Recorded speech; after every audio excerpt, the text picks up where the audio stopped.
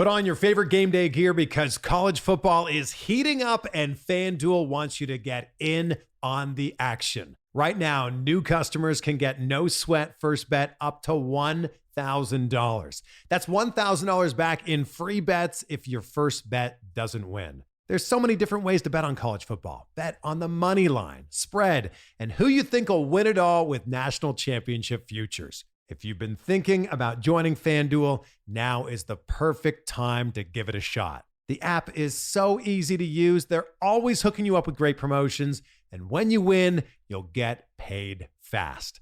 Download the FanDuel app and sign up with promo code BLUEWIRE and get your no sweat first bet up to $1,000 for college football. That's promo code BLUEWIRE, exclusively on America's #1 sportsbook. 21 or older and present in Arizona. First online real money wager only. Refund issued as non-withdrawable free bets that expires in 14 days. Restrictions apply. See terms at sportsbook.fanduel.com. Gambling problem? Call 1-800-NEXT-STEP or text NEXT-STEP to 53342.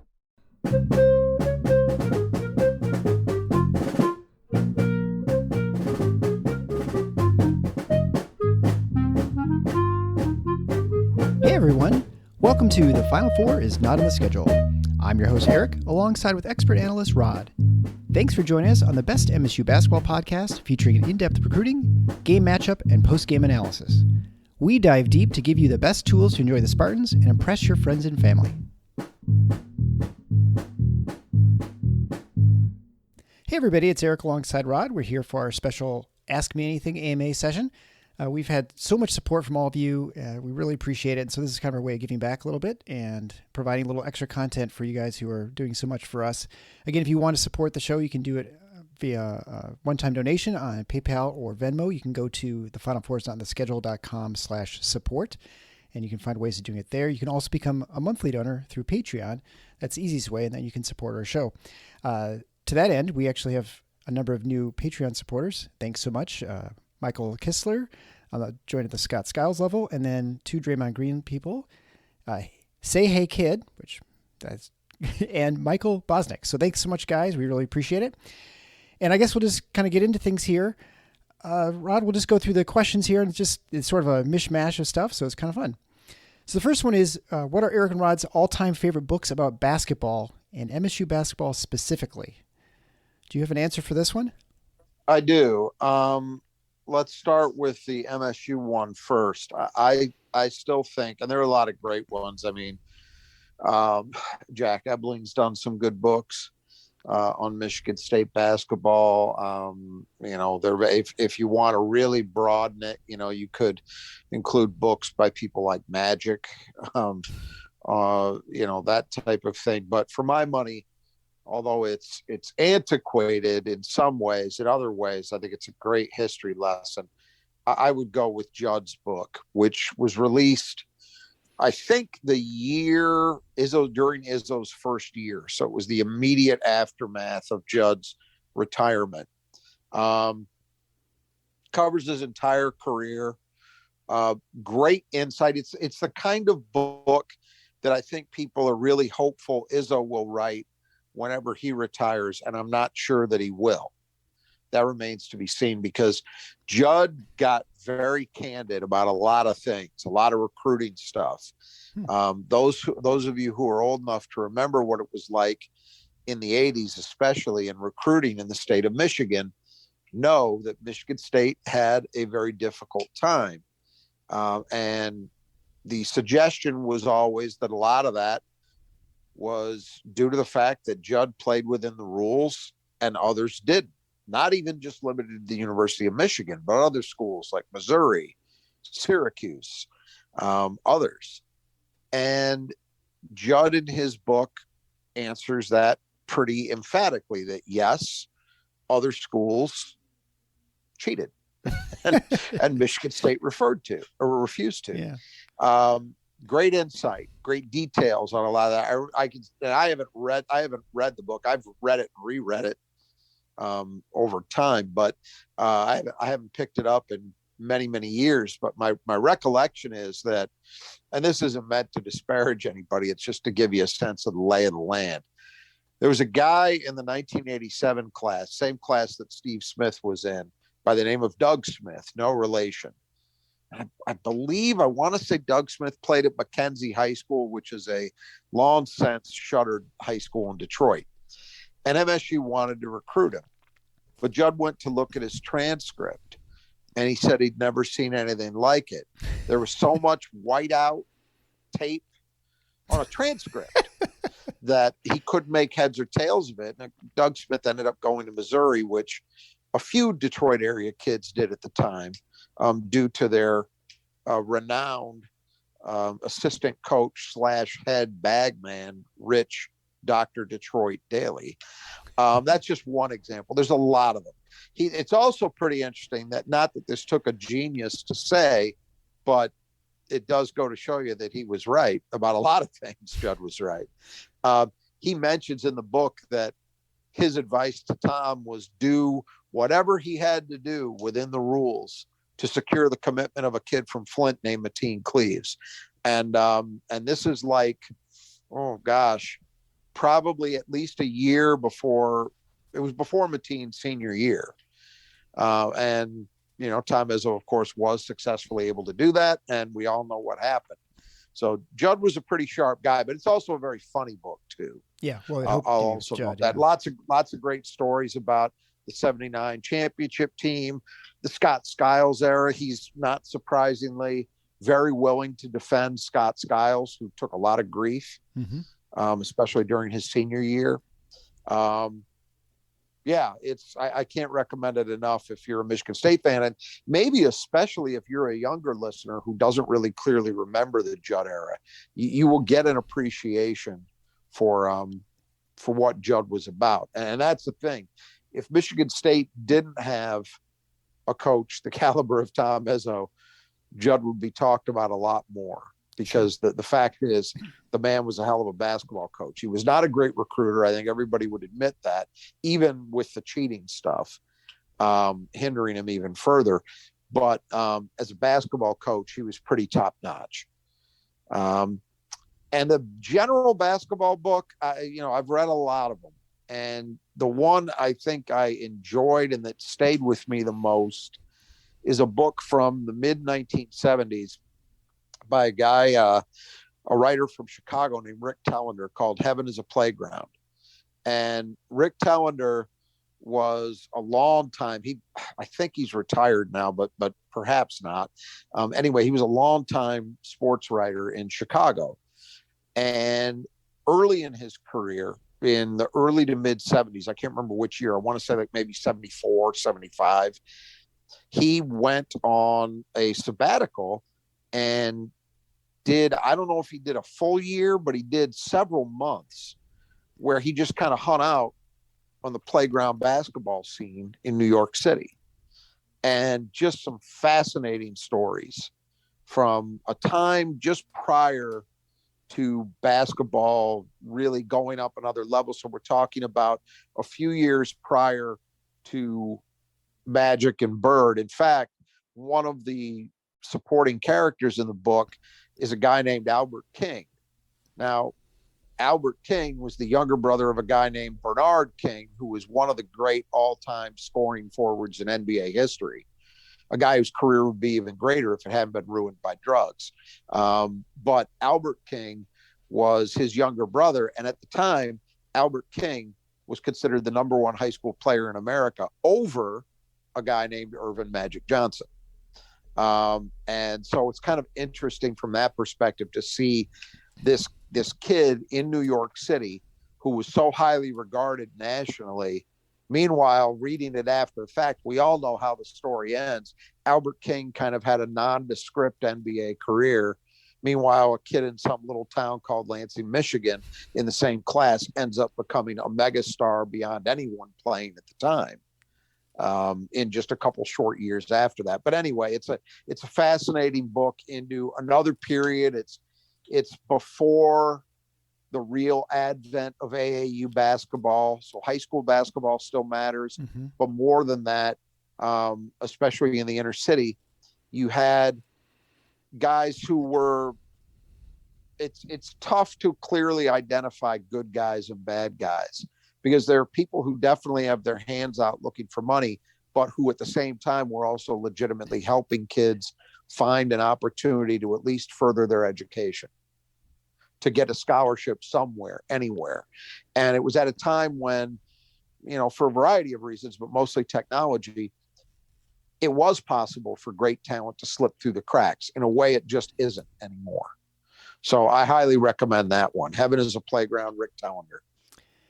Yeah, my answer is very short one. I think the only book I've read with basketball in it at all is when I was a kid. I had 100 Strange Sports Stories, and I think that was pretty much the extent of it. I haven't read much of that. I for a long time with medical school, I didn't really read much as far outside of medical texts and stuff. So right, yeah, I know the feeling. Yeah. So anyway, I've recently read the science fiction series Expanse, which is fantastic, and Wheel of Time, which is fantasy. And if you want a nonfiction book that's really good, which is totally unrelated to basketball, it's called Daylight Robbery, which there's a lot of things that it talks about tax policy actually, and how it historically changes things, like the fact that the number of windows you had in your house would set your tax rate, and that was sort of the way of doing property taxes back in England. And so they said, so people stopped putting windows in, robbing them of their daylight. So anyway, kind of interesting book. That's by Frisbee, so I highly recommend that too.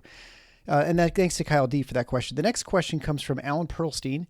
If Jackson Kohler gets more comfortable playing Big Ten basketball and develops both his scoring and rebounding skills at this level, do you think he'll become the starting five this season? And this is something that Graham Couch alluded to earlier this summer as well.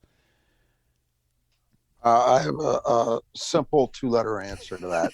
N-O. And the reason I say that is no knock on Jackson, and I do expect that he's going to continue to get better. But look, if you're paying attention, and you heard Mike Garland talk about it when he was on our podcast a couple of weeks ago, Mady Sissoko is so much further ahead as a defensive player right now. And we all know what tends to dictate playing time at Michigan State. How well do you defend? So, simple, short answer to that, no. I do not think there is a path this year, short of injury, and let's knock on wood that doesn't happen, that Jackson Kohler will be the starting five at Michigan State. In fact, I expect Mady Sissoko to continue to get better too. Yeah, I agree. Yeah, and I think the only thing you could say is if Jackson Kohler's out there and every time he plays 10 minutes he's scoring 18 points or something, maybe then you have some sort of dilemma or question to ask the stat. But it's not like he's, you can see the potential there. It's just, he's not, tearing up that much. That's it. And actually I've been a little bit surprised. I thought he would be a little bit further ahead offensively, but as we've talked about, he's struggled to finish at times. So I'm assuming the questioner is thinking, well, what happens if he starts to punch through that and he starts finishing more of these plays? I think all that's going to mean is that you've got a guy who's more productive in that backup role. Yeah. I don't see that making a difference. Yeah. So the next question also from Alan Perlstein and also from David Wallace Wells. They basically had the same question about Mady again. So Alan asked, has he hit his ceiling? And David Wallace Wells asked something similar. He just seems, Mady was playing really well. He's briefly sort of talked about as National Play of the Year, and then, it's changed. He's certainly not what he was those first couple games where, people were just raving about Mady Sissoko. So, I guess that I'll start this just by saying, when we were talking to Mike Garland, it was his thing was, well, he's on the scouting report now, so people kind of are defending him a little differently. And he's not played basketball a whole lot. I mean, I think it's easy to forget he's only played basketball like 6 years. And so he's still learning things. And without someone like a more senior player helping direct traffic a little bit like Malik Hall, which I think we didn't quite realize how much he directed traffic, it's made the game's been a little bit tougher for him just because, he's just so new. Did you, I want to, I'm distracted by something you just said. Because I didn't see that name attached to the question. Was this the second batch of questions that I didn't see? David Wallace Wells. Yeah, it was one that I just found. It's sort of related to that one. So I'm gonna leave that, and I'll tell you later offline. But thanks for the question, David. I appreciate that. That's kind of a celebrity listener that we have. And David Wallace Wells is a very, very well-known journalist. For those of you who are paying attention, and I appreciate the question, David. Anyway, if I've got the right David Wallace-Wells, and I think I do. Anyway, so Mady Sissoko and his ceiling. That's the essence of the question, right? No, I don't think he's reached it yet. And here's why. I think the biggest thing, what I would start with is, I think that although he's clearly their best defensive option right now, there are still moments and bouts of inconsistency that I think he will have from time to time in terms of pick and roll coverage, which is really what matters. I mean, and you're gonna see the importance of that do nothing but increase as we move into January and February, because the Big Ten, like a lot of college basketball, but especially within the Big Ten, where everybody knows your plays because you're scouted so well, because the coaching tends to be at such a high level and defenses tend to be at such a high level, pick and roll basketball, in my opinion, becomes even more and more important both ways, both offensively and defensively. And so you're probably still going to see from time to time Mady slip, and it's not physical tools. God knows it's not that. It's just, I think he's, for all the strides he's made, he still occasionally might have an issue in terms of recognition, in terms of timing, those types of things that throws him off just a half beat. We had that play, it was against Northwestern, right? And I'm drawing a blank on who it was. I think it was Boo Buie down the stretch, a very big bucket, right? Where he was just able to barely turn the corner on Mady. That's kind of what I'm talking about, that it's Mady played it okay, but he didn't play it great. And they needed him to play it great in that moment. So can he get better there? Will he get better there? Yeah, I think he will. He's already made huge strides even from last season. Oh, yeah. I mean, that's very obvious. The rest of it, look, offensively, I think he's got another level to unlock. I really do. To me, he has shown flashes, at least, of being a reasonably effective low post player. Not a Nick Ward, not a Derek Nix. He's not, certainly not a Zach Randolph, probably not even ever a Jackson Kohler. But can he be better and more consistent than we've seen over the last few weeks? Yeah, he can. And why do I think that? Because he showed you glimpses of it against Gonzaga and Kentucky.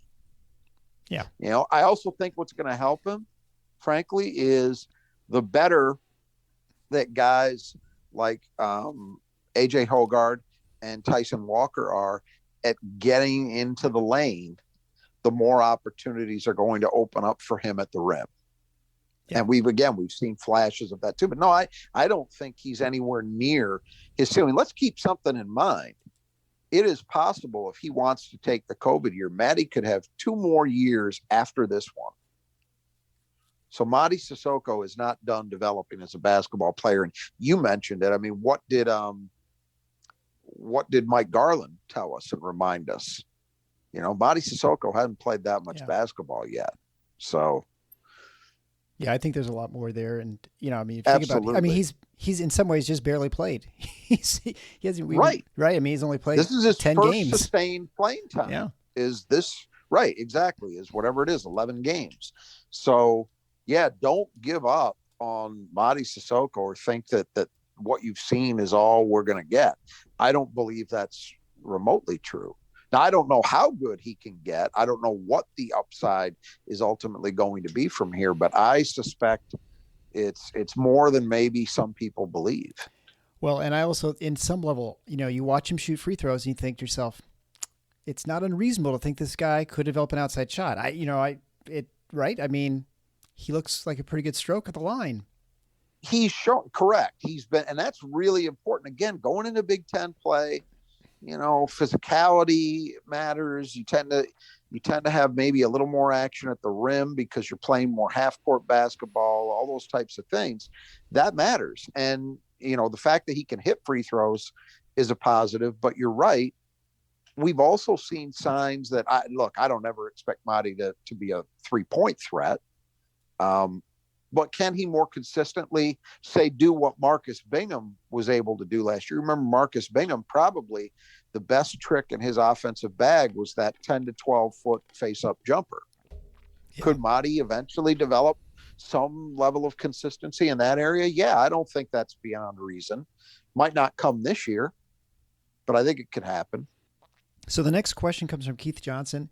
And if you are on our website in the forum, excuse me, if you're on our forum, you'll see Rod's got an avatar, which is not Rod.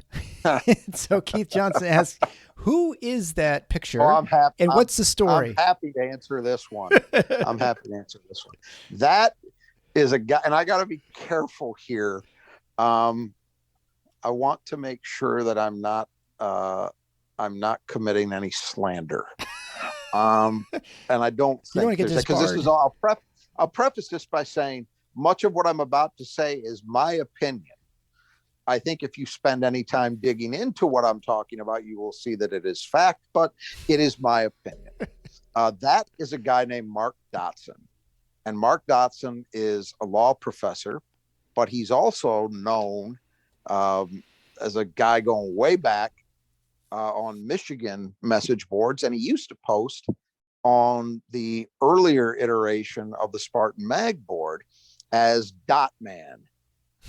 And Dot Man is a Michigan slappy par excellence.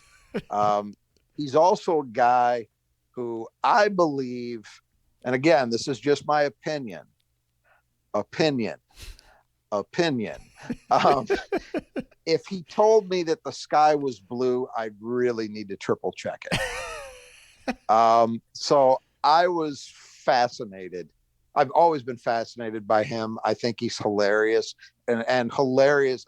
Just a track record of predictions in terms of recruiting stuff and, inside, because he's a Lance, he teaches at Cooley Law. So he's a Lansing based guy, even though he's a Michigan slappy. He was a Michigan alum, I believe.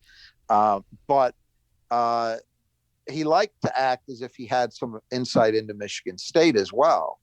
And boy, just the track record a mile long of being completely and utterly wrong is just stunning. How consistent he was, and probably is. I haven't kept up with him. He my understanding is he's active in places that I'm certainly not going to spend money to see. But boy, in the days when I did, he was a champ. So that is my tribute to old Dot Man, one of my favorites. That's who the avatar is. So there you go. Yeah, and again, go to our website, thefinalfoursontheschedule.com. You can sign up for free on our forum and interact with us there, and you can see Rod's avatar. Next one also comes from Keith Johnson. So walk us through how you prep for pregame shows, what sites or info to use, where do you get your postgame data. The postgame data we get from MSUSpartans.com. That's the Michigan State official website where you can go to. They have a box score there, which they post soon afterwards. A couple of these games we've recorded soon afterwards, and that either has not been available because they're a little bit slow sometimes getting their stats up. They are. Let's call a spade a spade. And if anybody over in the Michigan State operation is listening, please, I beg of you, you are, in my observation, the slowest outfit out there in terms of getting the final official box score up. And it helps because the official box score, as opposed to what you would find on, say, ESPN, right, gives you a little more granular detail, the kind of stuff that we would want, like, terrible stats that don't mean much, like fast break points, but also things that do mean something. You can see splits by half. Yep. Like field goal percentage, 3-point percentage, et cetera. You get accurate rebounding stats, which don't always exist in those quickie box scores. Like you'll find. Team rebounds, especially. Yeah. All that kind of stuff. So it really does matter, but you're right. That's what we do. And sometimes when MSU isn't fast enough, we will go to the opposition, and almost invariably the opposing schools have it up quickly. That's why I say, Michigan State, please get your act together. Well, and especially if you want to figure out which one to emulate, use Kentucky. Kentucky's was amazing. They showed how long teams were ahead and, how long the longest streaks were for scoring. They had all sorts of things on there, which, we didn't use, but was certainly interesting to look at. And I think that's perhaps an indication of the level of deep fanaticism in a fan base that the demand is there for that. Maybe so. I don't know. And then as far as pregame, my pregame prep involves printing out what Rod has provided me, which makes it easy for me. That my part of the show is other parts, but I imagine a lot of you uses Google. But anything particular that you use? Here's what I do. I do a write-up of notes that gets shared with Eric, and we use that as our template, our guideline to move through the discussion. So I will use a combination of things. Of course, what I start with, and what we tend to start the analysis off with in every preview, is data that comes from KenPom. And I'm relieved because we're getting into that time of the season now where KenPom is actually telling us, quote unquote, real things. Early on, we use it, but it's a somewhat questionable value in that, and I'll try to explain this succinctly. KenPom's ratings start with they don't start everybody from a baseline. Right. He has rankings that the season begins with, and they're sort of a black box. He doesn't disclose, he has not, to my knowledge, ever disclosed fully what goes into the composition of those ratings. I suspect it's some combination of what you have in terms of returning production, some type of probable algorithm as to what expected improvement would be from those players, and then somehow translating recruiting rankings into expected production from new players, from high school players, that is. But that would be a very, very rough calculus for obvious reasons. So early on, you've got a lot of noise in the data. But by the time you get, say, 10 to 15 games in, which most schools are sitting at right now, and you've gotten through the bulk of non-conference play, it starts to feel actual. The rankings start to make some sense when you're looking at them comparatively. Like where Michigan State sits relative to some other schools. At this stage of the game, it kind of makes sense. Yeah. With the quote unquote eye test, So we do use KenPom because I do think it tells you a great deal about macro kind of stuff. And look, I mean, a lot of it is pretty objective. It's hard to argue with, teams in shooting the 3-point shot or defending against the 3-point shot. Those percentages are what they are. Yeah. So it's just a great place to just get a quick version of that, to get the actual number and then to get a ranking where they sit nationally in a lot of those areas. So it's great from that perspective. Where there's a little bit more subjectivity is the adjusted efficiency rankings, which attempts to account for the quality of the opponent you're playing, to some extent where you're playing them, those types of things. But again, once you work through a certain part of the portion of the season, I think those numbers tend to become more trustworthy, in my opinion. So KenPom is great. We used to use, and honestly, it's something I go back and forth with about going back to. There's a really nice product called Synergy that we haven't used for a few years, but we did at one point. Sam and I were using it at one point in the beginning stages of the podcast. And Synergy is much more attuned to individual performance. And part of my beef with it was I felt that it was really, really good for individual offensive analysis.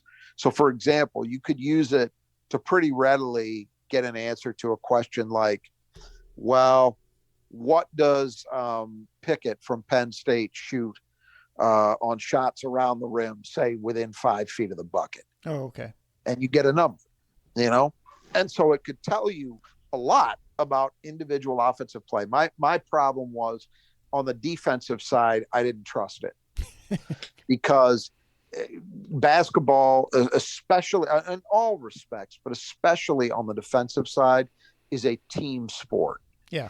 And to truly bring an individual level of analysis to that is a difficult task in my opinion. And I just too often I would find that the way that somebody was rated as an individual defender did not comport with what I knew, and I understand the analytics guys would say eye test and then proceed to roll their eyes. But but honestly, it just didn't comport with what I believe to be pretty obvious reality in some of those ways. So I shied away from using it, but we may find ourselves going back to that again. But Ken Palm is really the starting point for us. And then beyond that, I look at the individual team sites to get some insight into just the basic counting statistic stuff. And to your point about the defense statistics, it's obviously not like baseball. I mean, baseball, you can have a much better feel for, how, a shortstop and how many ground balls and get to what their range is and stuff like that. But I'll tell you something, man, even in baseball, that's the thing. Baseball as a sport. I'm glad you brought it up, because baseball as a sport lends itself to fantastic ability of deep mathematics analysis. Yeah, right. Allowing us to get a sense of offensive production, and I tend to think even in terms of pitching, it does a pretty good job. But individual defense, I mean, all you need to do is look at the fact that there are different rating systems that are used, and each have their own adherence in terms of defensive impact. And you will have these cases where if you watch a team play day to day, I'm trying to think of a good example. I know there have been some with the Tigers over the years where you watch a guy, say a center fielder, who seems to play very, very well, and yet you look at the defensive rating systems and one or both might have him tracked as mediocre or worse. And you're like, that doesn't make any sense.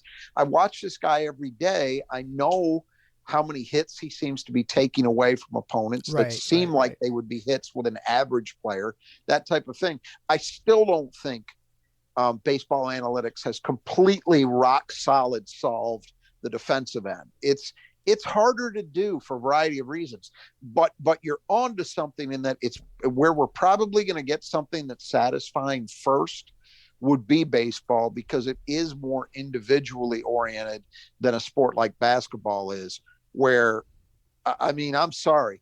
Let's look at the school down the road for a second. Hunter Dickinson is a truly horrible defensive player. Awful. Like, just horrendous. But he played as a freshman on a team that was exceptional defensively. So how did that all work out? Well, what part of the equation was he was playing with four other guys, mostly all veterans, by the way, who were able to help compensate for his individual weaknesses. And so the whole was still very, very effective, which, if I was looking at synergy at the time, Hunter Dickinson probably graded out better than what he actually was. Sure. Because he was helped. Flash forward last year and so far this season without that kind of help, and their team defense is horrendous. And he's a big part of why it's horrendous, because he's terrible. That's just one favorite example of mine. Yeah. I like how you hold back on this too. That's really well, Hunter Dickinson, some of our listeners are probably aware. Yeah, we'll get into that probably in a couple weeks here. Pretty amazing stuff, man. Yeah, boy, who is running the asylum down there? I am shocked at how what's been going on in at least this publicly. Guy, he pops off about Arizona State, gets destroyed, absolutely wrecked. And you would think any other place, okay, he learned a lesson, but if he didn't learn a lesson, his coach would make sure he learned the lesson and keep him away from microphones for a while. Instead, no, he goes and doubles down this weekend about an elite program that happens to be a few miles from his own. And by the way, he's got a game coming up with him in about 3 weeks, I guess. Yeah. Not smart.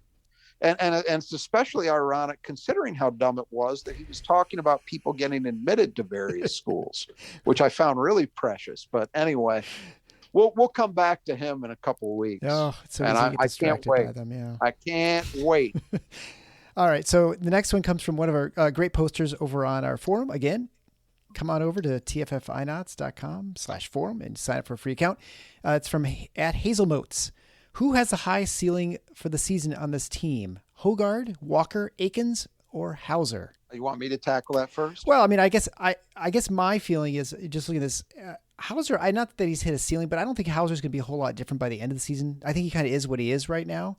Agree. I think Walker we've seen a version of the best of Joey Hauser. I think so. I don't think there's a lot more. Yeah, I think so too. I agree. I think, which is pretty good, by the way. Oh yeah, I mean, he's been, in some ways, he's been the steadying force in this team during this sort of stretch with the injuries. Absolutely. He's a guy it's funny because 2 years ago people were moaning about Joey on the floor, and now it's like no one even thinks about him. They didn't even talk about him because he's just a steady force. I think Walker also is a guy who I think he can probably be a little bit better, but I think he's kind of what he is too. I don't see him going a whole lot higher. I mean, Akins is the obvious choice because I think we've not seen what he could be. I mean, and I think there's a lot of room for Hogard from a leadership standpoint, especially to grow. I suppose the highest ceiling, it would probably be Akins, but I think Hogard would have some room to move as well. I agree with you on this. If you're defining the terms as they're commonly understood and saying whose best version is best, it's Jaden Akins. Because Jaden Akins is the one guy there that I think if he gets somewhere near the best version of what he could be with his tools, his skill set, he could be an NBA player. I think Hogard maybe has that potential, but I'm very much in a maybe camp on that. And the other two guys, I'd love for them to prove me wrong, but I'd be a little bit surprised if they were NBA players.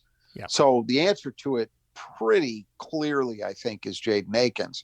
Maybe the other way I look at the question is who's most likely to be closest to the best version of themselves this season. And I would say, and again, this isn't so much Jaden's fault because he's had to battle through so many injuries, but I would say the other three guys would all be better candidates than Jaden is right now, just because they haven't had those disruptions, and they're also older. They've played more games, right. All of those things. But yeah, I think Jaden Akins is and this is going to change soon. When you get that recruiting class in here next year, MSU's athleticism, which has long been a calling card of this program, is elevator going up again when you get those four guys in. But for now, this is not a particularly high-end athletic version of Michigan State basketball. So Jaden Akins really pops because he is a guy who fits that traditional mold for MSU.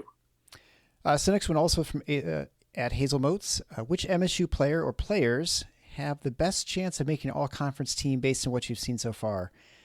And I don't know if all conference means like you can have all defensive team, because I think Walker has a chance of making that, right? But, for all Big Ten?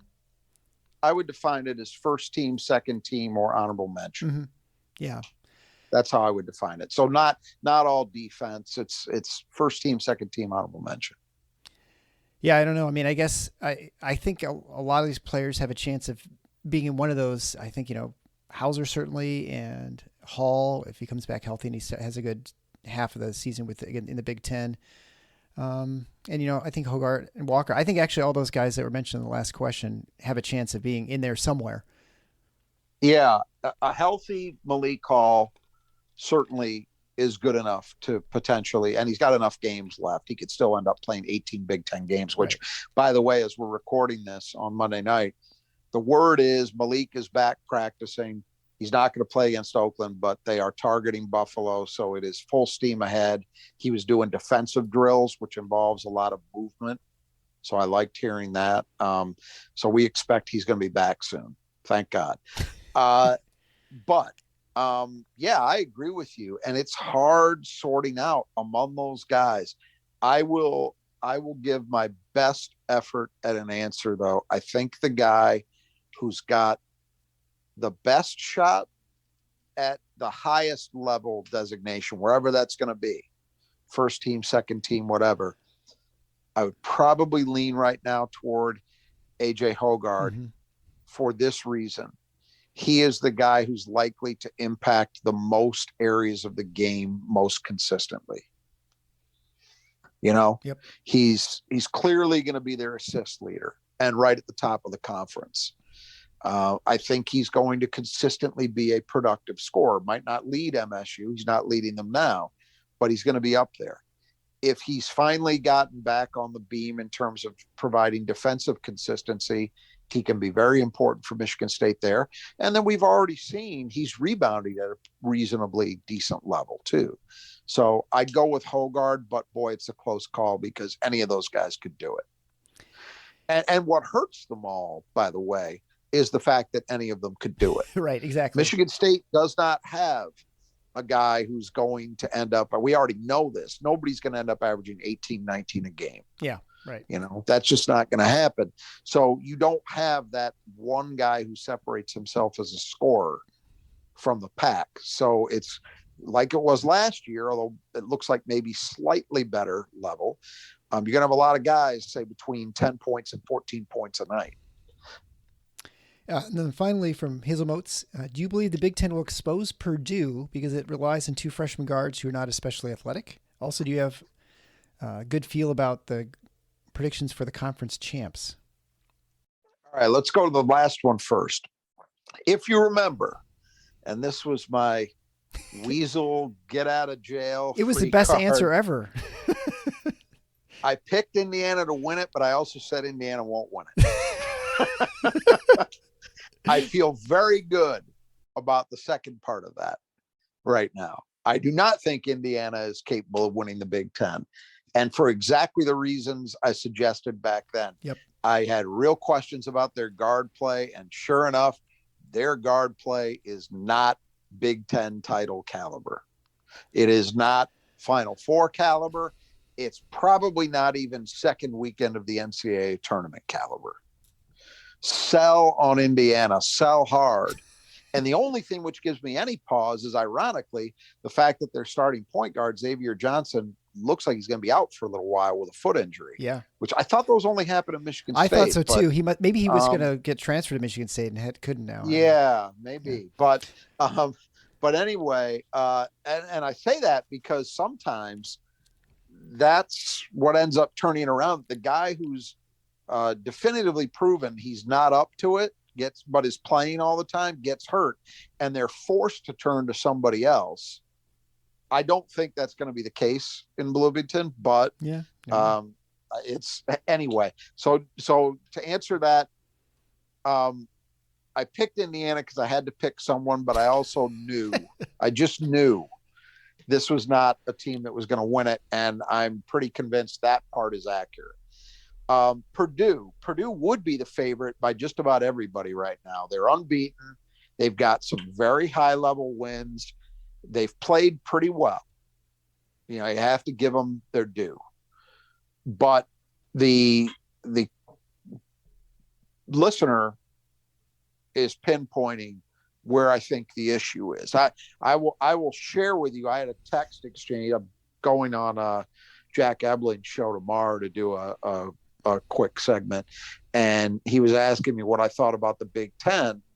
And, you know, I said basically the same thing that this listener just said, which is they've got those freshman guards and they've played well, but one, you wonder about them over the long haul defensively because they're not particularly athletic. And then two, we know this, freshmen in the Big Ten traditionally hit a wall. There is a point in the season where they just kind of crash for a little while. And what you hope is that there's enough time for them to get it back by the time March rolls around. But some point between late January and the middle of February, freshmen tend to hit a wall. And the fact that they're relying so heavily on two freshmen back there, that would be a concern for me too, on that level, that maybe even offensively, it doesn't keep up the way it has been. But Jack pointed out, he said, look, Purdue is one Zach Edey hamstring strain away from being a 10th place team. Sure. Yeah. He's probably right. I mean, you could say that about a lot of people, in this league. I mean, Michigan is one Hunter Dickinson hamstring away from playing finishing defense? 15th, Oh, in a 15th in a 14th team league. But, but you know what I'm saying? Yeah. He's right. He's absolutely right. I mean, unlike last year, if that happened, you wouldn't have worried about it so much. You said, well, they've got Trevion Williams. They can just plug him in, and it won't be as good, but they'll be okay. This year, they could do some things. They could play Caleb first at center, and they'd probably be okay.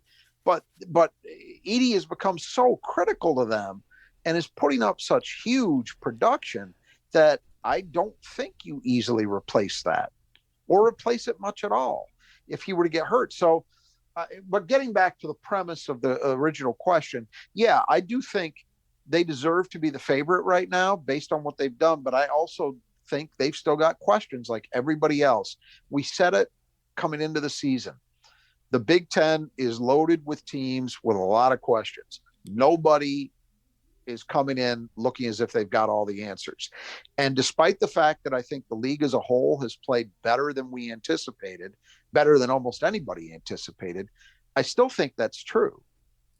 We're going to do another episode here before Big Ten play kicks back in, where we evaluate where the conference is. And I think it's true.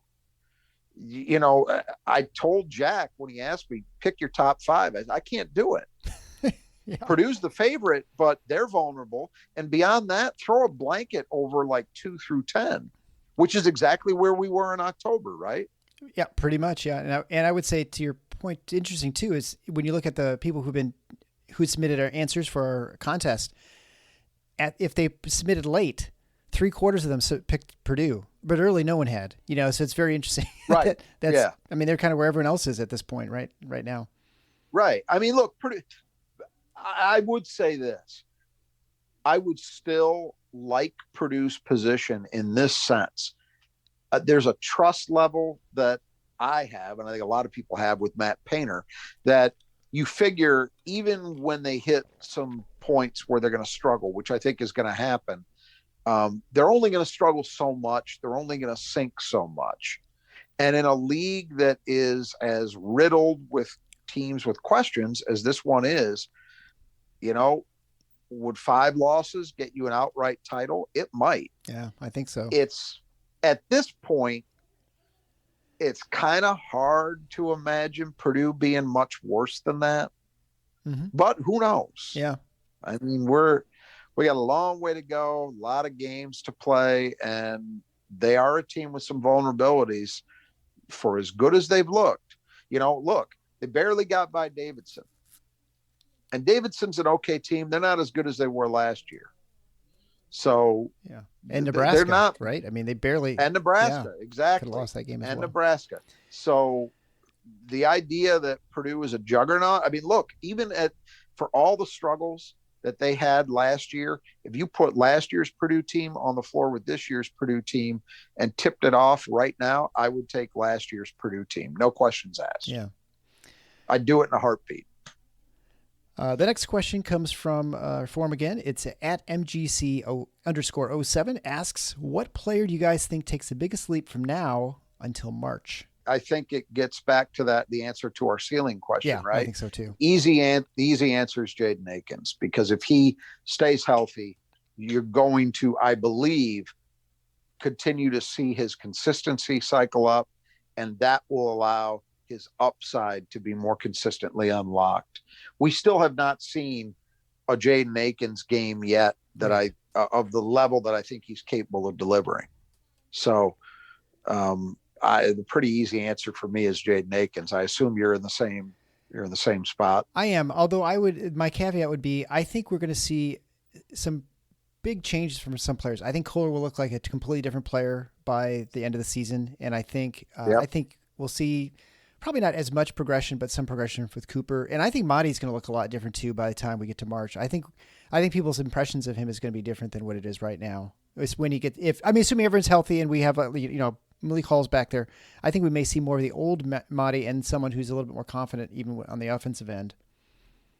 If Jaden Akins had been healthy this whole way and had been playing, I think the way they expected him to in September, I suspect that we'd have landed on exactly what you just said, that it would be some combination of the three big men. Yeah. So the next question comes from Sean Southers. He asks about Tom Izzo. So when Tom Izzo retires, which, will happen at some point, we expect. Well, I'll just read his question because otherwise it's kind of hard to take out of context. So are we undervaluing the Michigan State brand by just assuming his replacement would have to fall from the Izzo coaching tree? It seems like a lot of faith we're putting into someone like Dwayne Stevens or Drew Valentine being successful enough to be the heir apparent. I mean, obviously that's what Tom did. Got the job 26 years ago from Judd, but Michigan State wasn't the same kind of program, elite program, as it is today. We have, Tom to thank for this, obviously, but is it unreasonable to imagine someone like a John Calipari or Bill Self, comes in and takes over this program? And, what should we just expect that it has to be a Michigan State person like the tree, or is it going to be, or can we get a big name from somewhere else? And you've sort of answered this before where you say, a guy like Nate Oates, not to say that he's specifically, but, what draws a Nate Oates from a Power 5 program to Michigan State, right? I mean, is this like, would even Nate Oates go to Duke? How high up a rung do you have to go to convince someone to leave a good situation? Yeah, this is something that gets talked about periodically by Michigan State fans. It's a fair question. and this is where I land on it.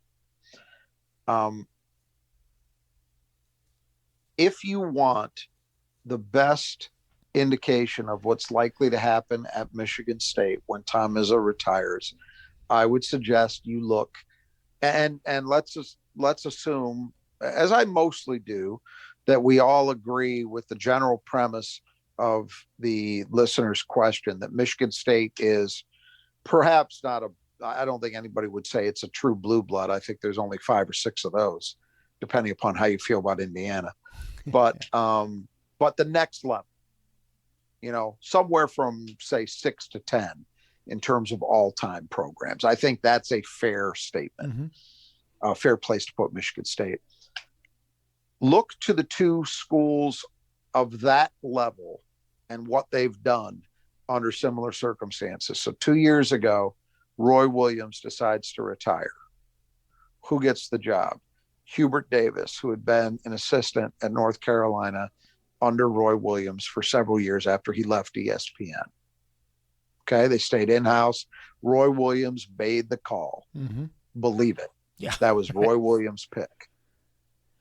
Last year, what was even before last year, Coach K at Duke announces he's retiring. What happens? John Shire, longtime assistant at Duke, gets the picked. Who made that choice? Coach K. If you think that Tom Izzo, short of some kind of scandal, something of that nature that just makes him persona non grata, if you assume that's not happening, if you think when the time comes that Tom Izzo isn't making that choice, you are out of your mind. Right. He will make the selection. It's going to happen. Okay. So what do you think he's likely to do? Look at those two situations as being instructive. In my opinion, they are telling you what's going to happen.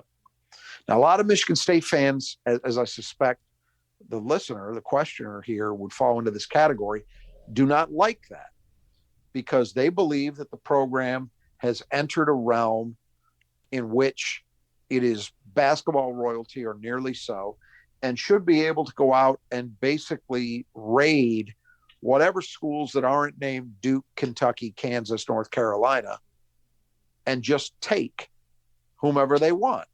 Who wouldn't crawl over broken glass, yeah, to paraphrase the great Brady Hoke, to get to East Lansing. That's not how it works. It's not, even if Michigan State were open to it, it's not how it works. Again, I go to a blue blood to illustrate this. take a look at the processes, I say plural, that UCLA has had to go through the last couple of times they've had a head coaching opening. They didn't get their first choice. They didn't get their third or fourth choice. I mean, when they hired Mick Cronin, I assure you, Mick Cronin maybe broke the top 10 of their initial list. Maybe. And it's worked out okay, so far. But that's reality. The money at Power Fives, all of them, is so good that it is hard to go out and just buy a guy in basketball. Could Michigan State do it? Yeah, but it's a little different than the football equation. So if you go back to Texas Tech, when Chris Beard had that going, Texas Tech renewed his contract and paid him crazy money. I forget what his contract was, but I believe he was making more than Izzo. Mm-hmm. That's Texas Tech. Yeah. Now they ended up losing him to Texas because he's a Texas alum. And at this point, they're probably glad, but that's another totally different issue. Point. But you see what I'm saying though, right? You mentioned Nate Oates. Nate Oates is making a lot of money at Alabama. He's not leaving for East Lansing. I'm sorry, people. The one situation you might get a guy like that to move is if he's unhappy for some reason. Mm-hmm, right. If he's got a bad relationship going with the athletic director or with the university president, those kind of things, maybe then you've got to look in the Big Ten, look at Maryland. Maryland has an opening when Mark Turgeon resigns just ahead of the firing squad, right? So they have the better part of a season to find a successor. They end up with Kevin Willard. And Kevin Willard is a solid coach. He may end up doing a great job at Maryland. They're off to a good start. But Kevin Willard is nobody's idea of a likely coaching superstar. Right? He's not the kind of guy that this listener is talking about Michigan State going to get. I'm here to tell you, if you're involved in that kind of process, a Kevin Willard-like hire is probably the best you're going to do. Yeah. Because he was a guy at a Big East school that could pay him well, but not as well as Maryland. So in that situation, you were able to get it done. But that doesn't even apply for the entirety of the Big East. Yeah, you're going to get Jay Wright before he retires, right? Nobody was going to take Jay Wright from Villanova short of the NBA. I don't even think Duke or Carolina or Kentucky could have done it. Is anybody going to be able to go out and poach Danny Hurley from UConn? I don't know about that. Yeah. UConn's pretty serious about their basketball, and I think they'll continue to pay them well. So it's hard. It's hard to get those guys to move. But the bigger thing is Tom Izzo's going to make this decision. Yeah. And my God, how many times do you need Tom Izzo to remind you of what he values? You look at the way he handled the portal this year. It's pretty obvious. The word loyalty comes up a lot. Yeah. It's going to be somebody who has a connection to the program. So and the only way it won't be is if at the time that it comes, there is just nobody who's even a halfway credible option. And I don't believe that will be the case. Mm-hmm. Dwayne Stevens is in his first year at Western. Drew Valentine is in his second year at Loyola. Those are the two guys the questioner mentioned. They're the two guys that I would put at the front of the line at this moment in time. They're both having tough seasons thus far, but Drew Valentine's already been to one NCAA tournament. It's too early to judge either one of them. They're going to get their opportunity to build their programs, and I don't think Tom Izzo is on a short-term track anyway. I don't think this is a question that we're going to be dealing with in any serious manner, knock on wood, for at least another 3-4 years. Yeah, no, I agree. So there's time for those guys to build. If it gets to that point, they're both out of a job and there's just nobody, I don't know, maybe then, but my feeling has been your best bet as a Michigan State fan is to root for the guys with connections to the program to really establish themselves as legitimate options. Yeah. Because I think that's the way this is going. And I think you see it in what we know of Tom Izzo. And I think you see it when we look at the other major programs that have gone through this in recent years. You know, you see the pattern. Yeah. I'll add the obvious points too. You know, Tom Izzo, when he was hired, wasn't on anyone's radar anywhere except in East Lansing. And then, you know, you've seen what he became. And most of these, you know, at some point, these great coaches are, you know, they're not anything special to start with. They certainly don't have a reputation, and they gain that by being successful. And you don't know who that's going to be. You can guess it's the guy who managed to get to the Sweet 16 with St. Peter's or whatever like that. But, you know, they could easily flame out as well. So, and consider this too. There was a point in time, maybe 15 years ago, 20 years ago, where you could make an argument that Michigan State was a job that inherently stood out as having some strengths that almost few places had. It sat in the middle of prime recruiting territory. Right. They had great facilities when a lot of other schools hadn't yet gotten involved in the arms race. You know, some of those advantages have been whittled away, and it's not due to Michigan State falling behind. They haven't.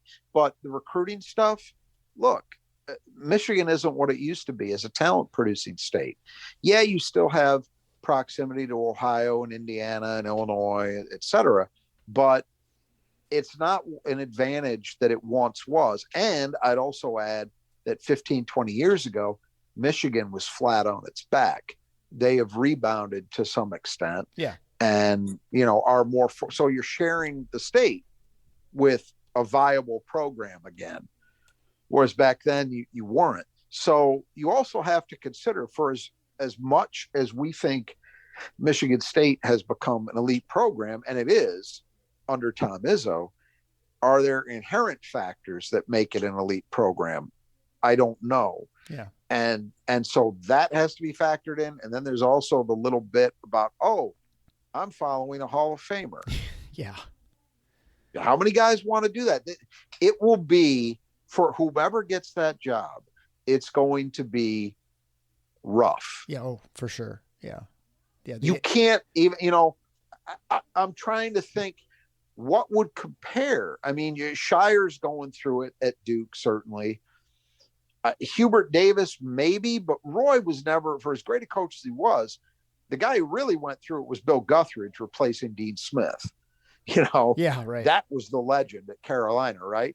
What Mike Davis went through at Indiana, Jesus Christ, you wouldn't wish it on your worst enemy, you know? So whomever takes the job, whoever that is going to be in a pressure cooker. There aren't a lot of guys that want to step into that. That's actually a really good point, mentioning Mike Davis, because I think there's an example of someone who wasn't allowed to choose a successor, Bobby Knight, right? And so you basically had broke the culture and had to rebuild a new one.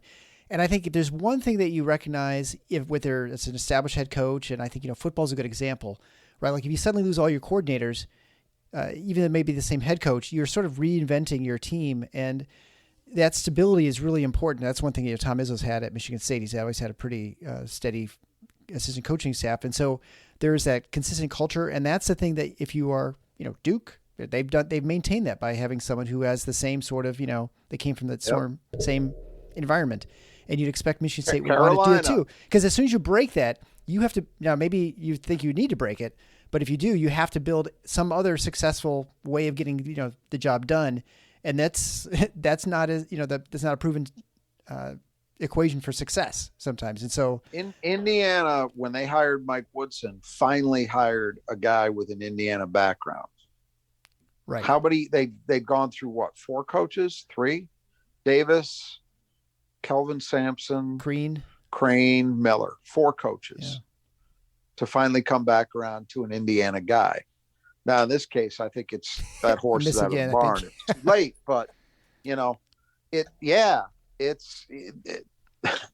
So I get, and I don't mean to belittle the question because it's a fair one and it's one that I think a lot of fans have. But I just think if you're expecting Michigan State to go out there and, hire the equivalent of, say, a John Calipari to replace Tom Izzo, I just think you're dreaming for a lot of reasons. I don't think that's likely. Maybe I'll be wrong, but Yeah. I don't think so. I mean, can you even imagine Mark Few leaving for Michigan State? That's a huge that's step it. up, right? And that's like, you wouldn't even suspect that. So, yeah. Maybe lightning strikes in that you don't have an Izzo tree guy that's viable and somebody else who has legitimately built a profile is unhappy where they are. Yeah. And they're looking for a place to land. Sometimes it works out, but that's lightning striking. That's not likely.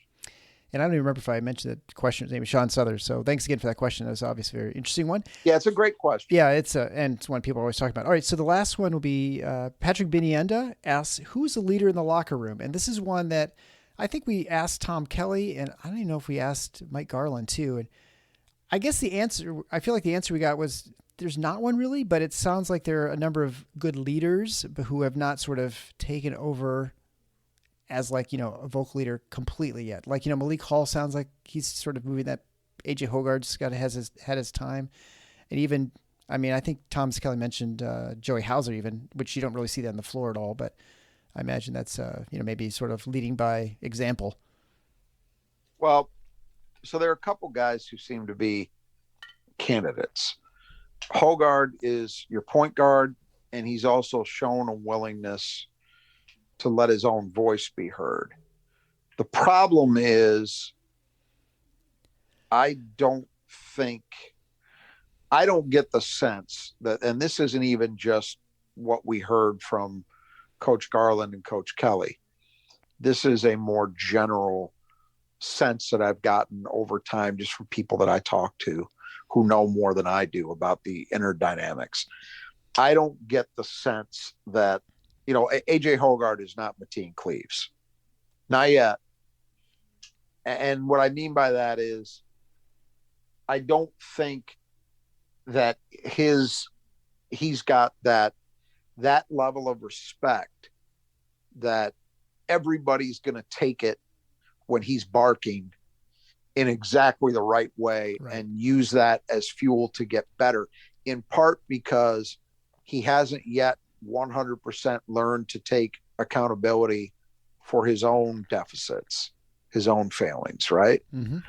That's the step. We kind of danced around this during the off season based on things that I had heard. And what we're talking about here is part of it.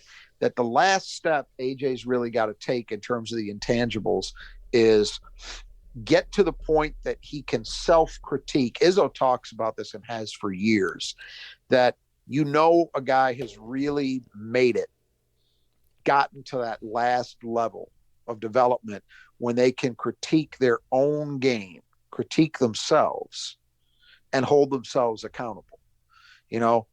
Mateen Cleaves used his voice a lot, but Mateen Cleaves was also fully capable of criticizing himself, of taking responsibility for things that he did wrong.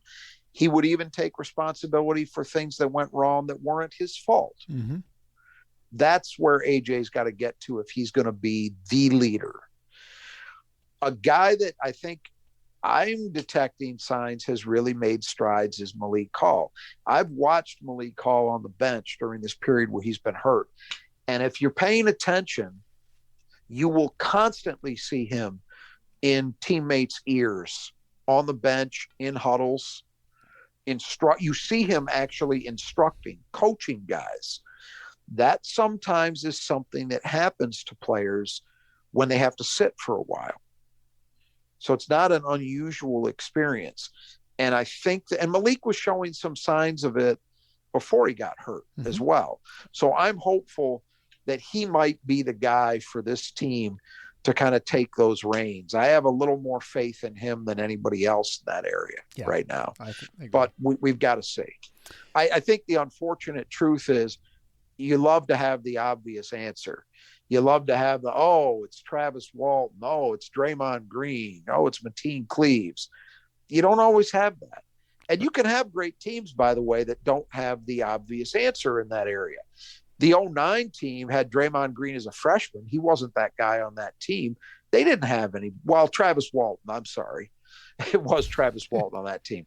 Let me go to a better example. The 05 team that went to the Final Four. They didn't have any one guy who really was the focal point leader of that team. If you look at the 19 team, they did have, of course, Cassius Winston and Xavier Tillman as great players, but those guys weren't barking at teammates all the time. Nope. You know, I think they were great leaders in their own way, but they weren't that, you know, not afraid to hear the sound of their own voice type of player, you know?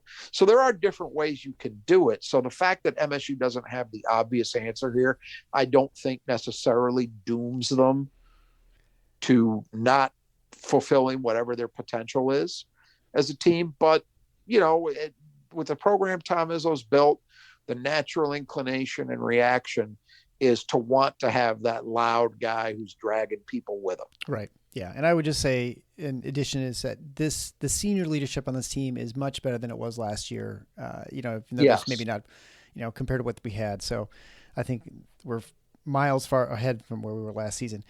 Well, we're going to wrap up the AMA session. Thanks so much, everyone, sending in questions. I apologize if we didn't get to your question. We'll have another one of these at some point. You know, it's going to be busy when it gets to the Big Ten season, but maybe we'll squeeze something in at some point. I don't know. We'll do our best. So thanks again for contributing to the questions. Thanks for supporting the show. Again, I'd encourage you to go to the Final Fours on the schedule.com or tffinots.com. There you can contact us, sign up for email list, join the forums, support the show financially, whatever you want to do.